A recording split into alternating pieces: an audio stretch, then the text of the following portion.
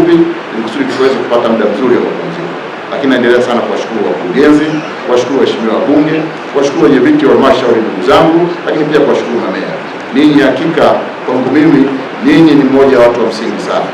Imani hii nimewaahidi ndugu zangu, nitaisimamia na nitakuwa kielelezo.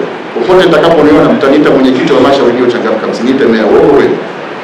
Yes, kwa hiyo moja kitu ambacho tunatamani kukiona katika maeneo yetu, tutapita na tutawafuata.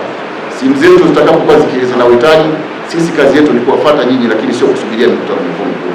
Sababu leo nimpongeze sana kakaangu Maximilian, wewe ni mwanasiasa mkongwe sasa. Nikupongeze sana. Uchaguzi huu haukuwa uchaguzi wa wajumbe, lakini ulikuwa uchaguzi wa viongozi. Wewe ni kiongozi, kazi ambayo umeonyesha, lakini pia ushindani ambao umeonyesha tafasiriaje kwamba inaenda kutupa sisi madeni au kazi kubwa kwenda kufanya kwa mambo ambayo tumekuwa tukijipanga nayo. Mimi ni muumini mkubwa sana wa siasa sana. Niwapongeze wote ambao tumefanya siasa katika kipindi hiki.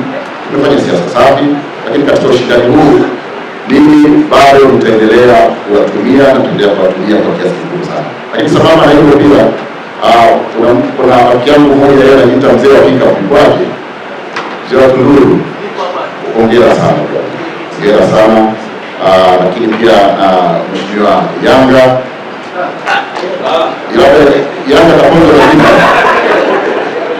Nashukuru sana. Nashukuru sana. Niwapongeze wote ambao tumepata nafasi ya kushiriki.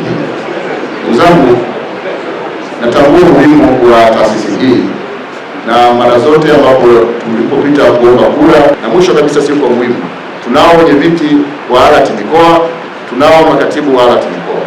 Shauku yangu kubwa ni kuona kwamba tuwe na mikutano ya katikati ya mwaka kabla tujafikia katika mikutano mikubwa. Tafasiri yake wawakilishi wetu ambao ni makatibu wa mikoa na makatibu makatibu wenyeviti wa mikoa wa ALAT katika vikao vya katikati vya kota zetu hizi kwa ajili ya kuchakata mambo yanayofanyika katika halmashauri zetu, ili kusudi tusitoe muda mrefu sana halmashauri zetu kukaa muda mrefu pasipokuwa na tatuzi ya changamoto ambazo zinatokeza. Ndugu zangu, nawashukuru sana. Mwenyezi Mungu ajalie. Sasa nadhani